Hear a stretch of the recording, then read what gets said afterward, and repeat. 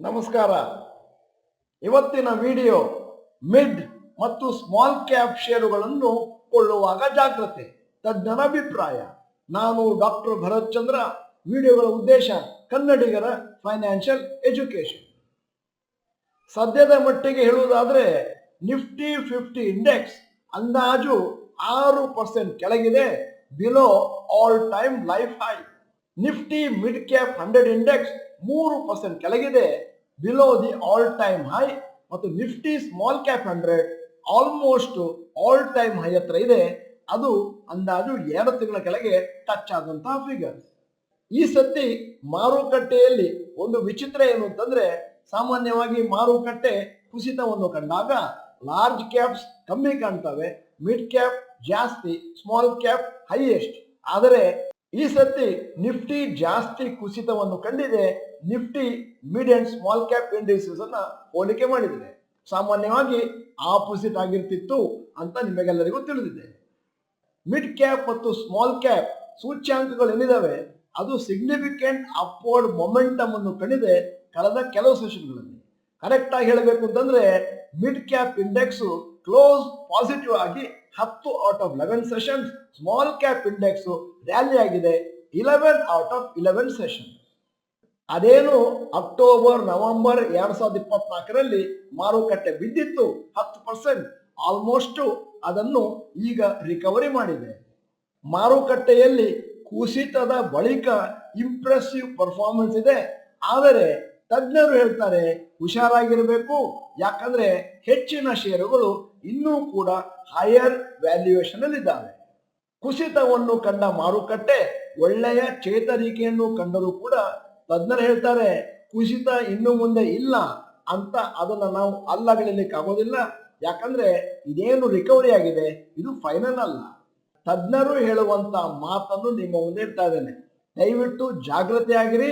Stocks mid cap ಮತ್ತು small caps ಅನ್ನು ತಗೋಬೇಕಾದ್ರೆ, ಯಾಕಂತಂದ್ರೆ ಮಿಡ್ ಕ್ಯಾಪ್ ಮತ್ತು ಸ್ಮಾಲ್ ಕ್ಯಾಪ್ ಸುಮಾರು ಮೇಲಕ್ಕೆ ಹೋಗಿದೆ, ಇನ್ನು ಮುಂದಿನ ದಿನಗಳಲ್ಲಿ ಅದರಿಂದ ಮೇಲಕ್ಕೆ ಹೋಗುತ್ತೆ ಅನ್ನುವಂತಹ ಹೋಪ್ಸ್ ಸ್ವಲ್ಪ ಕಮ್ಮಿಯೇ ಇದೆ.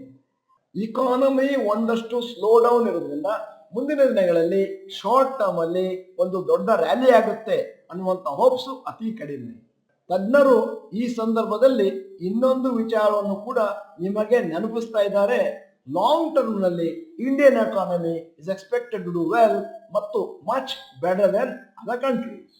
ಮುಂದಿನ 1-2 ವರ್ಷಗಳಲ್ಲಿ ಮಿಡ್ ಕ್ಯಾಪ್ ಮತ್ತು ಸ್ಮಾಲ್ ಕ್ಯಾಪ್ ಅಲ್ಲಿ ಹೇಳಿಕೊಳ್ಳುವಂತಹ ಒಂದು ರಿಟರ್ನ್ಸ್ ಇಲ್ಲದೆ ಇರಬಹುದು. ಯಾಕಂತಂದ್ರೆ ಸದ್ಯದ ಮಟ್ಟಿಗೆ ಒಂದು ಸ್ಪೆಕ್ಟಾಕ್ಯುಲರ್ ರ್ಯಾಲಿ ಈಗಾಗಲೇ ಮುಗಿದಿದೆ.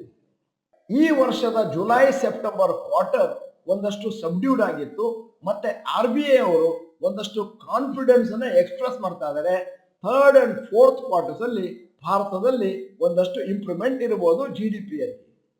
RBI ಅವರು ಹೇಳುವಂತ ಇನ್ನೊಂದು ಮಾತು ಏನು ಅಂತಂದ್ರೆ, ಸೆಕೆಂಡ್ ಕ್ವಾರ್ಟರ್ ನಲ್ಲಿ ಸ್ಲೋ ಡೌನ್ ಆಗಿದ್ದು ನಿಜ, ಅದು ಒನ್ ಆಫ್ ಎ ಫ್ಯಾಕ್ಟರ್, ಅಂದ್ರೆ ಒನ್ಸ್ ಇನ್ ಎ ವೈಲ್ ಆಗುವಂತ ಒಂದು ಫ್ಯಾಕ್ಟರ್, ಇಲೆಕ್ಷನ್ ಇಂಪ್ಯಾಕ್ಟ್ ಮತ್ತು ಮಾನ್ಸೂನ್ ಡಿಸ್ರಪ್ಷನ್. RBI ಅವರು ಹೇಳುವಂತ ಮಾತನ್ನು ಹಲವಾರು ತಜ್ಞರು ಒಪ್ತಾ ಇಲ್ಲ.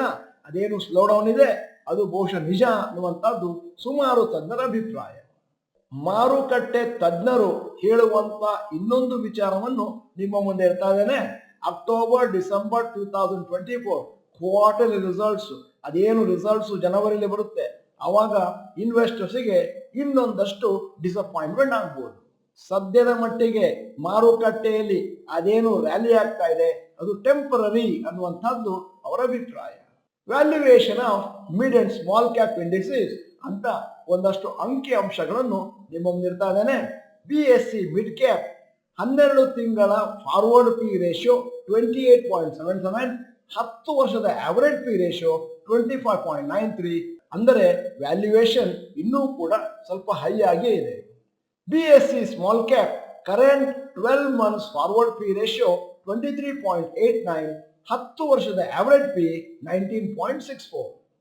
ಸೂಕ್ಷ್ಮವಾಗಿ ಹೇಳಬೇಕು ಅಂತಂದ್ರೆ mid cap small cap index ಸದ್ಯದ ಮಟ್ಟಿಗೆ ಟ್ರೇಡ್ ಆಗ್ತಾ ಇದೆ.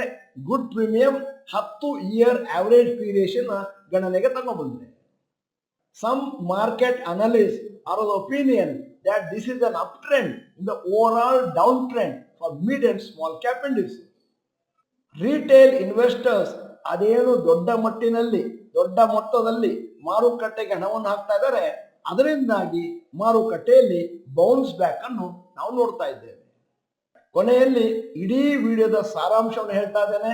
ಎಕ್ಸ್ಪರ್ಟ್ಸ್ ಹೇಳ್ತಾ ಇದ್ದಾರೆ, ಜಾಗೃತಿಯಾಗಿರಿ. Individual mid and small cap ಷೇರುಗಳಲ್ಲಿ ಹಾಕಬೇಕಾದ್ರೆ ಸ್ಪೆಷಲಿ ಶಾರ್ಟ್ ಟರ್ಮ್ ವಿಷನ್ ಒಂದಿಗೆ. ಇದೇ ಮಿಡ್ ಅಂಡ್ ಸ್ಮಾಲ್ ಕ್ಯಾಪ್ ಸ್ಟಾಕ್ಗಳಲ್ಲಿ ಲಾಂಗ್ ಟರ್ಮಿಗೆ ಹಣವನ್ನು ಹಾಕಿದ್ರೆ ಸ್ವಲ್ಪ ಸೇಫ್ಟಿ ಜಾಸ್ತಿ. ಈಗ ಒಂದು ಅನೌನ್ಸ್ಮೆಂಟ್. IPOಗಿಂತ ಮೊದಲೇ ಅನ್ಲಿಸ್ಟೆಡ್ ಷೇರುಗಳನ್ನು ಕೊಳ್ಳುವುದು ಹೇಗೆ? ಬಹಳ ಜನ ಈ ಪ್ರಶ್ನೆ ಕೇಳ್ತಾ ಇದ್ರು. ಅದಕ್ಕೋಸ್ಕರ ಎಲ್ಲಾ ಚಾನೆಲ್ ಮೆಂಬರ್ಸಿಗೆ ನಾಳೆ 10ನೇ ತಾರೀಕು ಡಿಸೆಂಬರ್ ಮಂಗಳವಾರ ರಾತ್ರಿ 9:15 ಇದೇ ಚಾನಲ್ ಅಲ್ಲಿ ಒಂದು ಲೈವ್ ಡಿಸ್ಕಷನ್ ಮಾಡ್ತಾ ಇದ್ದೇವೆ. ತಪ್ಪದೆ ಬನ್ನಿ, ಸ್ನೇಹಿತರನ್ನು ಕರ್ಕೊಂಡ್ ಬನ್ನಿ. ವಿಡಿಯೋದ ಕೊನೆಯಲ್ಲಿ ಇವತ್ತಿನ ವಿಡಿಯೋಗೆ ಸಂಬಂಧಪಟ್ಟ ಹಾಗೆ ಒಂದು ಪ್ರಶ್ನೆ ಕೇಳ್ತಾ ಇದ್ದೇನೆ. ಮಿಡ್ ಕ್ಯಾಪ್ ಸ್ಮಾಲ್ ಕ್ಯಾಪ್ ಸ್ಟಾಕ್ಗಳಲ್ಲಿ ನೀವು ಡೈರೆಕ್ಟ್ ಆಗಿ ಇನ್ವೆಸ್ಟ್ ಮಾಡ್ತಾ ಇದ್ದೀರಾ ಅಥವಾ investment via mutual fund? A direct, B mutual fund, C I don't invest in mid and small cap segment. ಅದನ್ನ ದಯವಿಟ್ಟು ನೀವು ಚಾಟ್ ಬಾಕ್ಸ್ ನಲ್ಲಿ ಟೈಪ್ ಮಾಡಿ.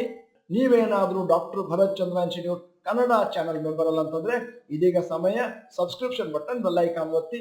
ವಿಡಿಯೋ ಚೆನ್ನಾಗಿದ್ರೆ ಲೈಕ್ ಬಟನ್ ಒತ್ತೋದನ್ನು ಮರಿಬೇಡಿ. ವಿಡಿಯೋನ ನಿಮ್ಮ ಎಲ್ಲಾ ಸ್ನೇಹಿತರಿಗೂ ಫಾರ್ವರ್ಡ್ ಮಾಡಿ. ವಿಡಿಯೋನ ಸಂಪೂರ್ಣವಾಗಿ ನೋಡಿದ್ದಕ್ಕೆ ಧನ್ಯವಾದಗಳು. ನಮಸ್ಕಾರ.